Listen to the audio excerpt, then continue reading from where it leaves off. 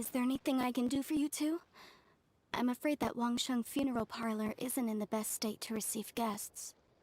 We've come to see Zhongli. Could you please tell him we're here? Unfortunately, Zhongli isn't here at the moment. It seems he went to Northland Bank. Doesn't the Northland Bank belong to the Fatui? Last time we saw Zhongli was before we went to the Golden House. Do you think he doesn't know about the attack on Liyue? Visiting the Fatui at a time like this could only mean more trouble. We had better go and make sure that everything is okay.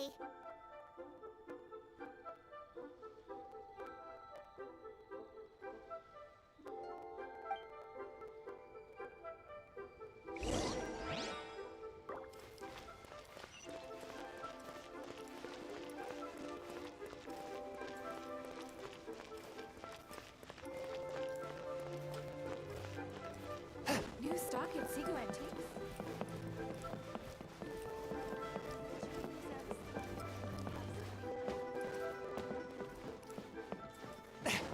What should I put in my letter?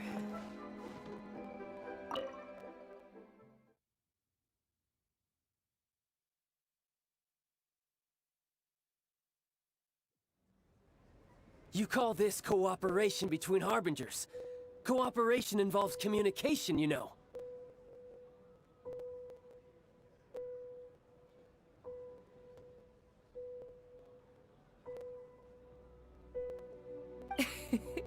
Don't take it to heart, child.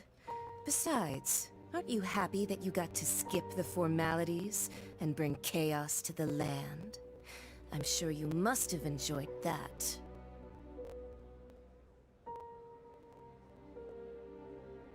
Oh, it seems that some of your friends have arrived.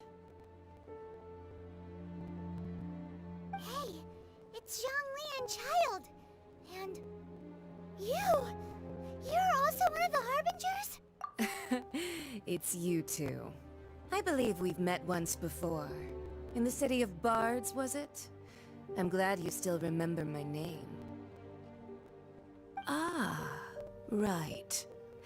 I imagine that it must have been rather hard to forget watching helplessly as something precious was snatched away from your friend. No, don't let her get to you!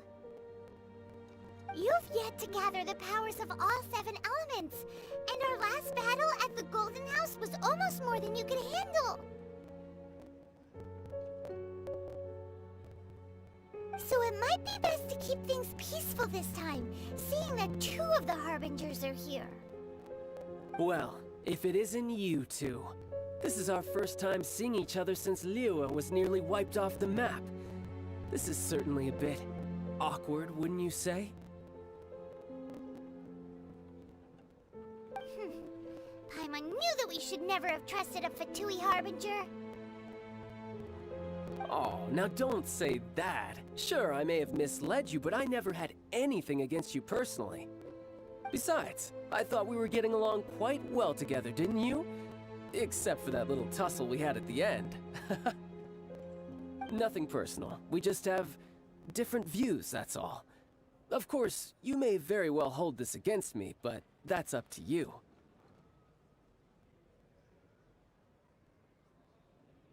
The real deceivers here are Senora and Zhongli. Curse them for leading me on.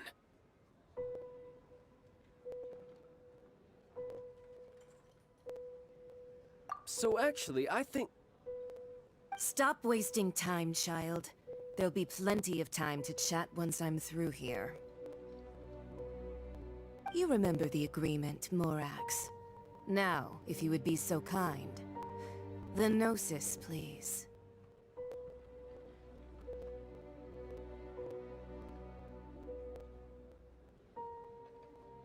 What in the world are you talking about?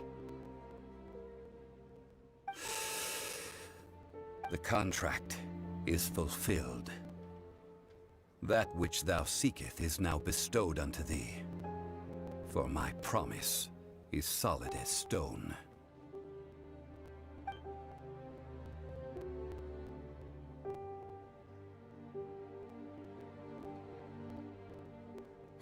How sanctimonious.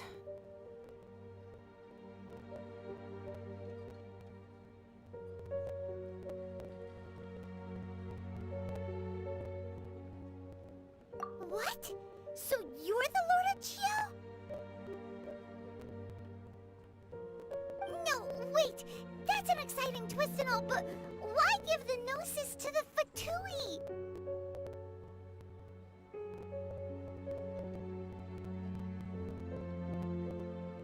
I do not give it for free. I give it as agreed upon in the contract, for it is a matter solely between the Tsaritsa and I.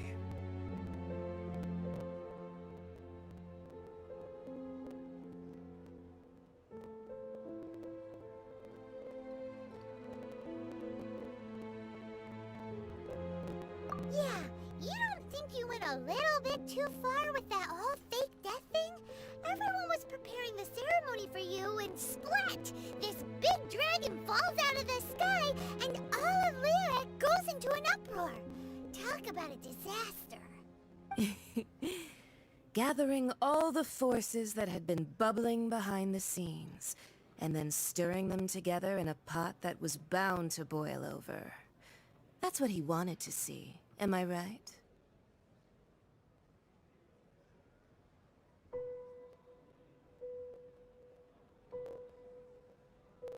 Wait, what? Perhaps it's best that I explain. As you know, I've dwelt upon this world for more than 6,000 years. I witnessed the founding of Liyue, together with the Adepti 3,700 years ago. Even boulders that can withstand whirlpools will erode with the passing of time. I kept convincing myself that cracks had not begun to form, and that the end of my time had not yet come. Until one drizzly day, as I was strolling along the harbor, I heard a merchant tell one of his workers, "You've finished your duties. Go ahead and call it a day." I stood motionless among the crowds, asking myself, have I already finished my duties? Oh, Zhongli. But as I began to consider relinquishing my divine role, I soon discovered that many reasons still remained to not hastily depart.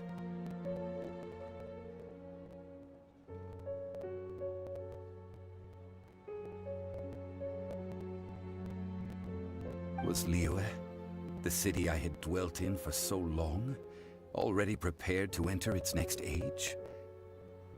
I decided that a test was needed in order to reveal the answer. So I feigned my own death, and gathered the cast of Child, the Adepti, and the Liyue Chising to play their roles together on the stage that was Liyue.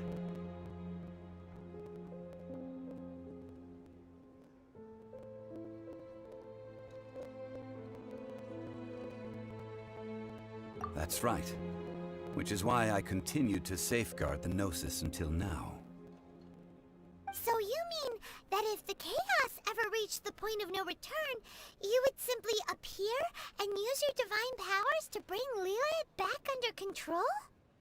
Of course, and it would have been all too easy for him too. Just as a child quickly matures after losing their parents, so has Liyue matured when faced with the death of its deity.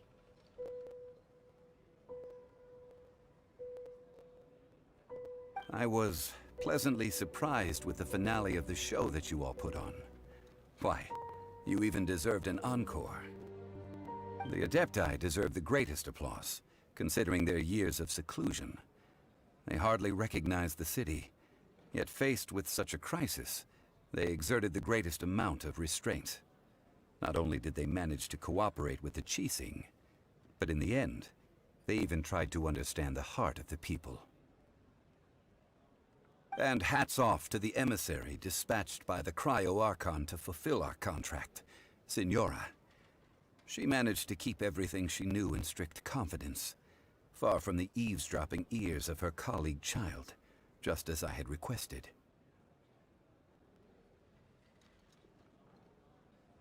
All the while, I carried on as Zhongli, and fulfilled the traditions of Liyue in this mortal form. Thank you for walking that path with me, traveler.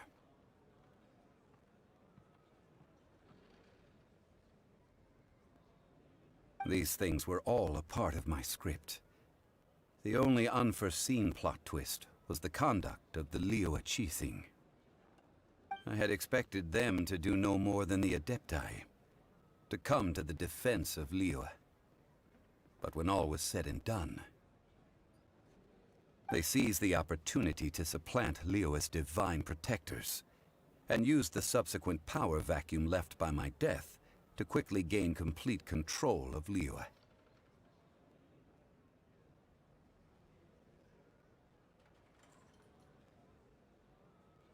Huh? That doesn't sound good at all! On the contrary, I think it is excellent. I had always feared that it was too soon for them to take over from me. And it was also that which I longed for the most. As such, this is the best parting gift anyone could have given this god of old. Hey, what about me? Doesn't anyone feel the least bit of remorse for deceiving me? You've practically kept me in the dark! I think that thanks would be more appropriate. You certainly played no small part in all of this, wreaking havoc and turning the city upside down. The Lord of Geo ought to thank you for your performance, if anything.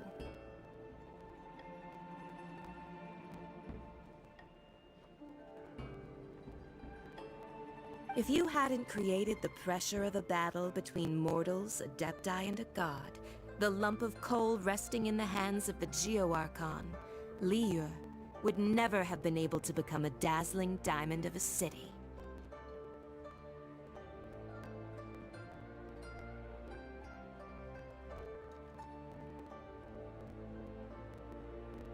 Huh?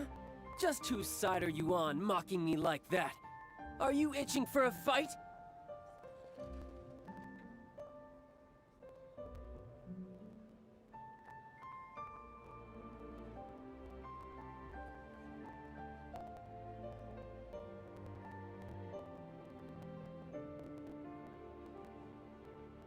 Hey, haven't you learned the Liyue saying, don't always call it as you see it?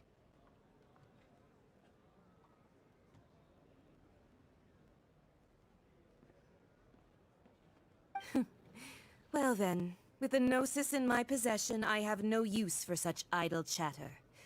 We should return to Zapoljarny Palace and seek an audience with Her Majesty, the Tsaritsa. Ah, fine. I'll meet you there later. I'm not sharing a boat with the likes of you. Do as you wish.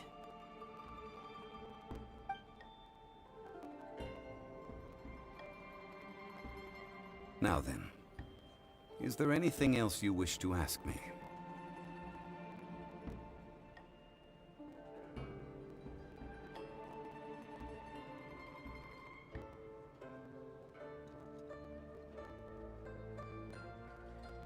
Right! As Zhongli always told us, a good trade is a fair trade. Paimon has no idea what could be a good trade for a Gnosis. Realistically speaking, there is no such thing. Huh? However, I am the god of contracts. For thousands of years, I have made countless contracts. If the deal was of no benefit, then I certainly would not be inclined to agree to it. My agreement with the Cryo Archon will be the last of my contracts as the Geo Archon. My contract to end all contracts.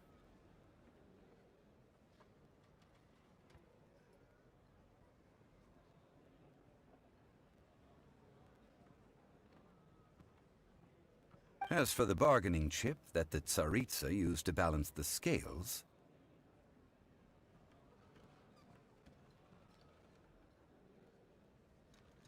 uncover that answer for yourself in your future journeys.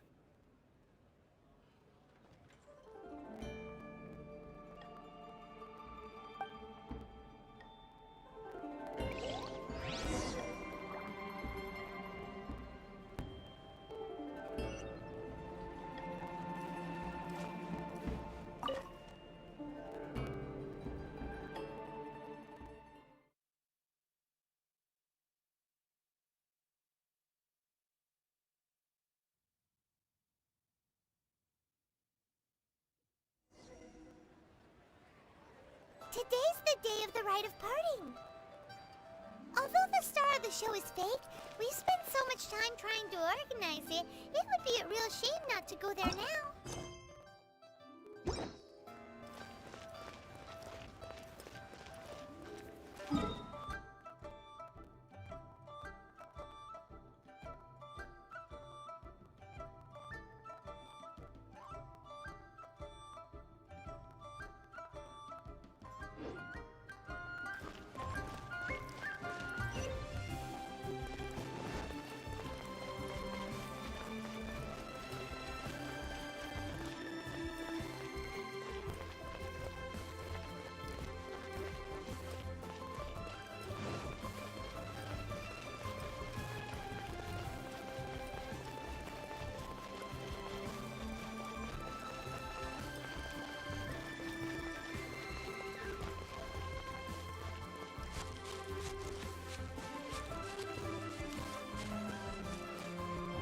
Well, since we're going through with this rite of parting, I guess it means that those rumors hit the nail on the head.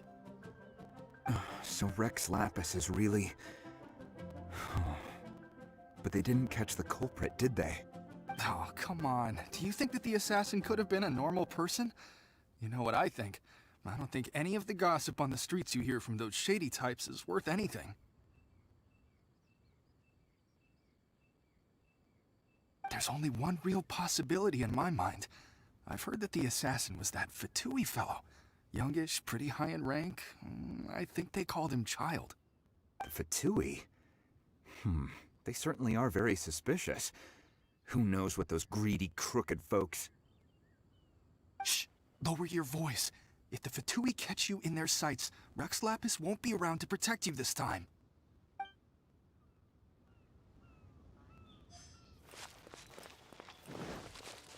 You know that god from the ocean couldn't have just shown up out of nowhere.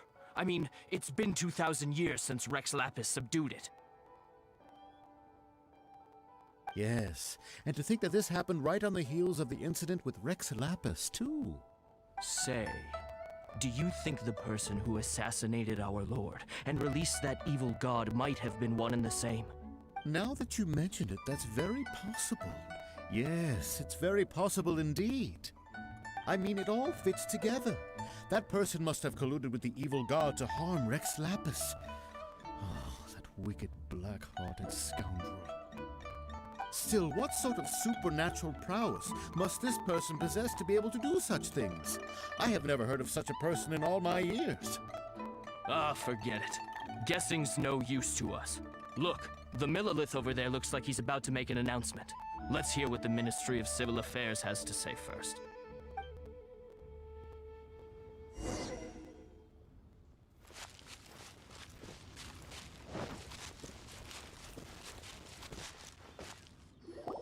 Hear ye all! The Chising's words. Though a dragon soars ageless as the mountains, it too must return to dust. Gods and Adepti live glorious lives, but both light and shadow have their season. So too must they face divinely appointed trials. Rumors and hearsay abound on the streets that Rex Lapis was murdered. Now, let the truth be revealed. Having been thwarted in his trial, Rex Lapis's soul has recouped the celestial heights. He beseeches the people of Lyra to grieve not and to let not their hearts be saddened. Nor are they to believe street-born rumors or indulge in baseless speculation.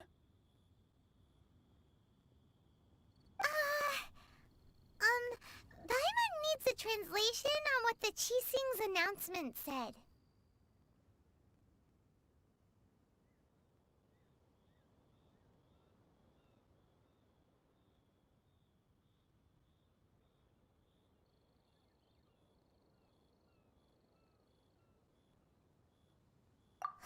So that's how they're spinning it.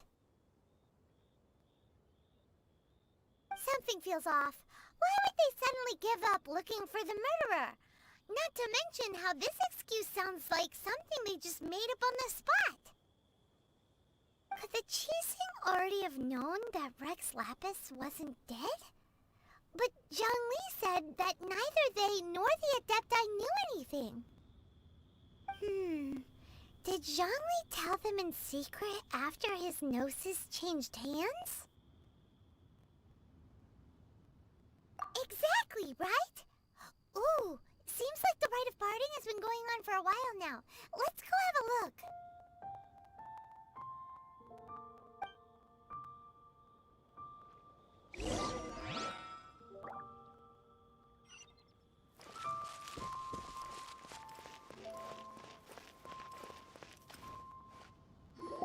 Look, it's Ningguang and Keqing. Are they saying something?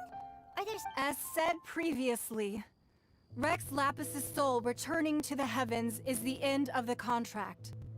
And it is also the end of an era. 3,700 years of contracts burnt and reduced to ash. We, the people of Liyue, were indeed prosperous. But blinded by our prosperity, we forgot that time can be pitiless. The long, unending dream of our Archon walking among us.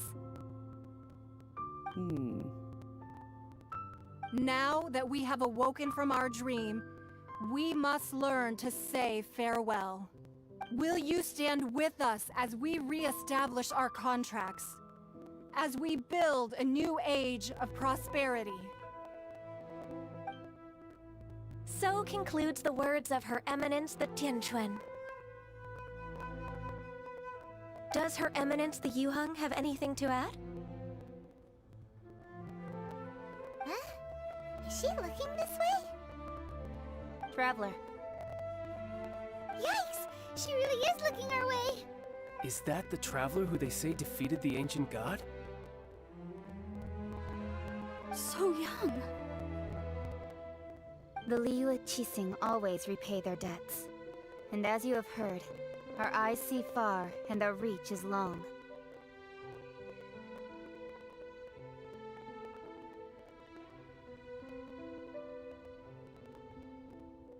Name your price. You deserve that much. Whoa!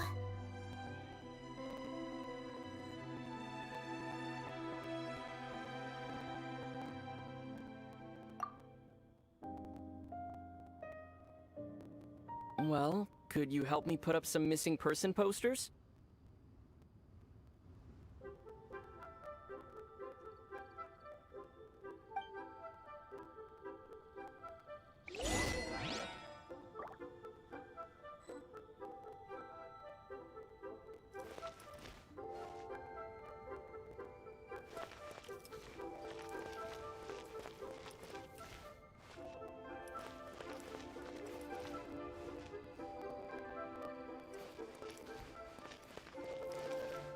The cleanup of the premises, managing the crowds as they exit, making an account of the rite? There's much that remains to be done. I didn't...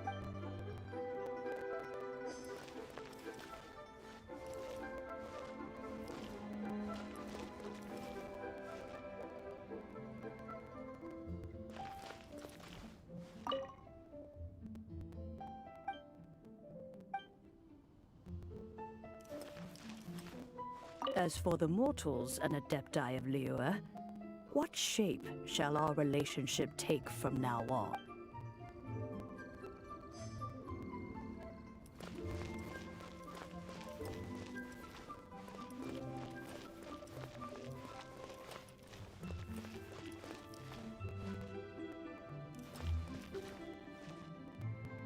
Roping you in was possibly the most masterful move we could have made. I believe that future generations will say so too when our deeds come up for their review.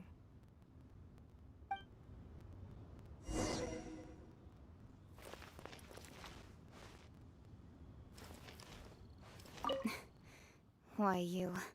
Were you just trying to look cool earlier, or are you really that selfless? If you were looking for someone, you could have just told me that in private.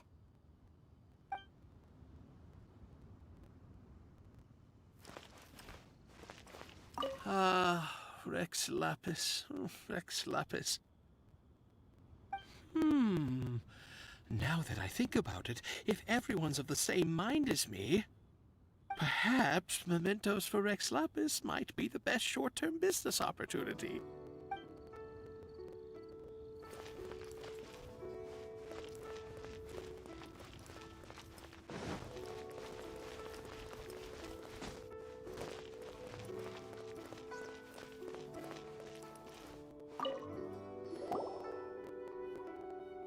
Hey, Zhongli! Look at this. Everyone in Liyue is caught up in their emotions, thinking that they'll never see Rex Lapis again. And here you are looking all relaxed. Why would I not feel more at ease after laying down the burden I have borne for 3,700 years? Right. If the two of you can spare the time, I should treat you to a meal at the Shinya kiosk. Ha! That sounds like big talk, Zhongli. Paimon might have believed you if you were treating us to some third-round knockout, but you'd have to pay out your nose just to stand inside Shinya kiosk. Are you sure you can afford it?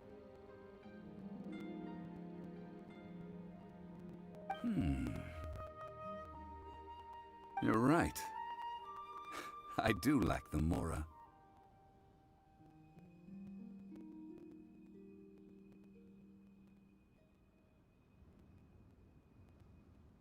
But why would Morax lack Mora? As the Rex Lapis Morax, I can easily create Mora. But since I have chosen to walk this earth as the mortal Zhongli, I should abide by the same rules that mortals do.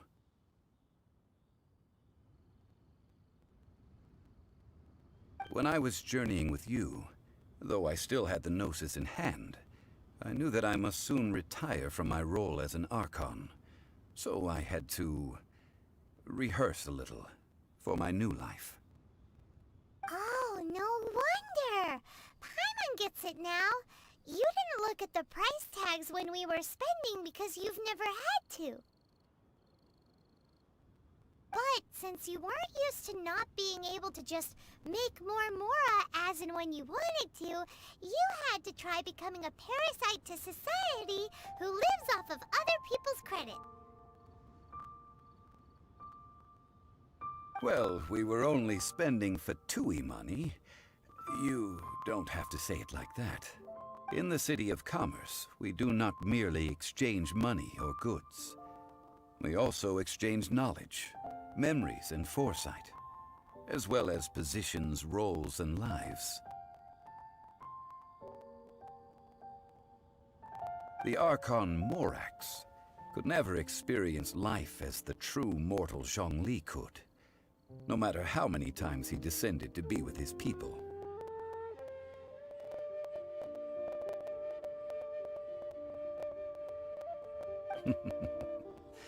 I must thank you for that. I will treasure the memories that I made as Zhongli, traveling the streets of Liyue with you. That is true. But there is no journey that does not end. No meetings without partings. Paimon thinks that we should make a move and continue our search for the Seven. I fear that continuing your journey may be difficult. The nation that neighbors Liyue by sea, Inazuma, is presently closed.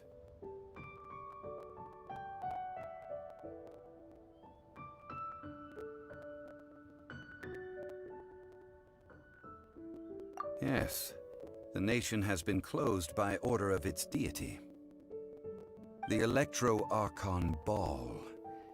And just as the people of Liyue preferred to call me Rex Lapis, she too goes by another name among locals in Inazuma. Paimon thinks we've heard that one before. Raiden? That is the case. And since Raiden is also the Shogun of the Inazuma Bakufu, people call her the Raiden Shogun. said, though people at the wharf were saying that the situation in Inazuma is very tense, Paimon doesn't remember that always being the case. It wasn't that bad last year. Zhongli, since you're Rex Lapis, shouldn't you know something about what's happening there? Just how did Inazuma become a closed nation? It's because of visions. Visions?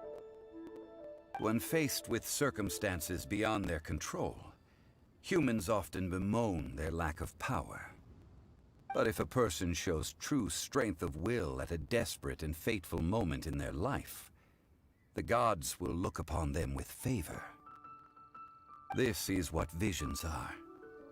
Magical foci bestowed upon those who have been acknowledged by the gods. Uh-huh. That's how people in Teyvat see it. But starting from last year, the Raiden Shogun began promulgating the Vision Hunt Decree. Vision Hunt Decree? Yes. It was an order to seize all visions within Inazuma's borders, and to inlay them upon the hands of a statue of the thousand-armed, hundred-eyed god.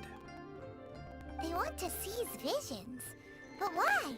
Aren't visions blessings from the gods? I should think that in the Raiden Shogun's eyes, it is precisely because they are divine blessings that they should be under the sole dominion of divinity. Whoa, that's harsh. The Animo Archon is the god of freedom, and the Geo Archon is the god of contracts. For her part, the Raiden Shogun is the god of eternity. It seems as though she has finally decided to eliminate any unstable elements that could pose a threat to her eternal realm. The fact that even I, the oldest of the seven, have now passed away, will only strengthen her resolve to pursue eternity.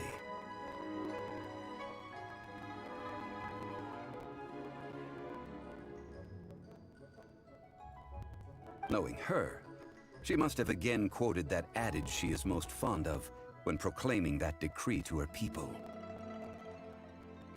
7 ideals for 7 gods, and of these, eternity is nearest unto heaven.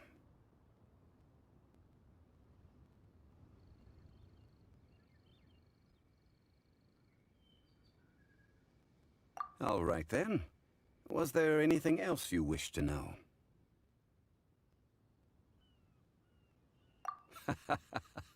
Ah, that was a good one. Failing a divine trial.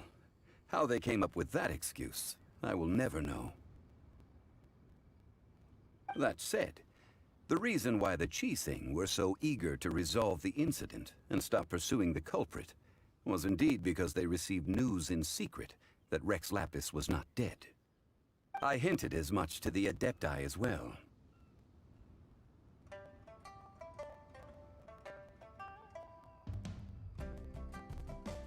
How did I accomplish that, you ask?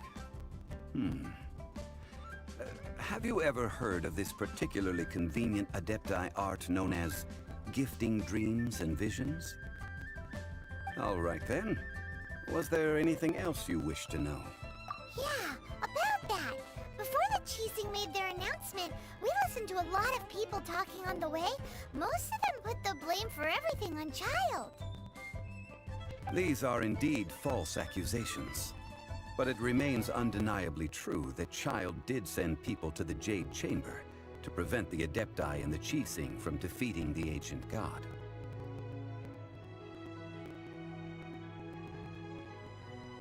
I've heard that Ningguang is busy milking that for all it's worth on the foreign relations front at the moment, browbeating the envoys of the Fatui.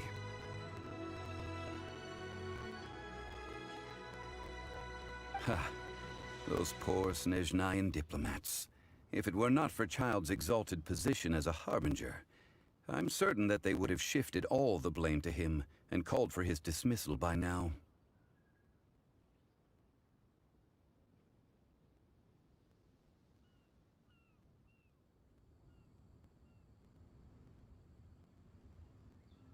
All right then. Was there anything else you wish to know? The time of the Adepti has long passed. If even the Liyue Qixing don't want to face that truth, then what future is there for Liyue? Kuching is absolutely right in saying this. Now, though I did laud Ningguang's desire for power, believing this to be a good thing, and thought as a matter of course that she must have been behind the Qixing's plan to take governing power over Liyue from the hands of the gods and Adepti. Could the original person who brought up the idea of seizing power have been... all right then. Was there anything else you wish to know? That's right. Zhongli, now that you don't have your gnosis, what's going to happen to all the Mora in Teyvat? Since Morax is dead, are they all just gonna disappear? Also, isn't the Golden House the only mint in the entire continent? Will it even continue to work? The Mora present now will not vanish. But the Golden House will indeed have to cease operations for a lengthy period of time, since creating Mora requires the use of the Geo-Archon's power. This is terrible! We're all about to run out of Mora! The world is coming to an end! Yes, this is indeed a major issue from a financial standpoint. Well, I suppose we'll just leave such troublesome matters to the Liyue Qixing to debate. Then, did you at least set some private funds aside for yourself? Oh, a private fund. This does seem like a good, logical, common-sense idea. It's a shame. What's a shame? It's a shame that I didn't think of it at the time. All right then. Was there anything else you wish to know? Well then, I suppose you'll have to find a way to get inside this closed nation. Have patience. I suspect that some serendipity must first come into play.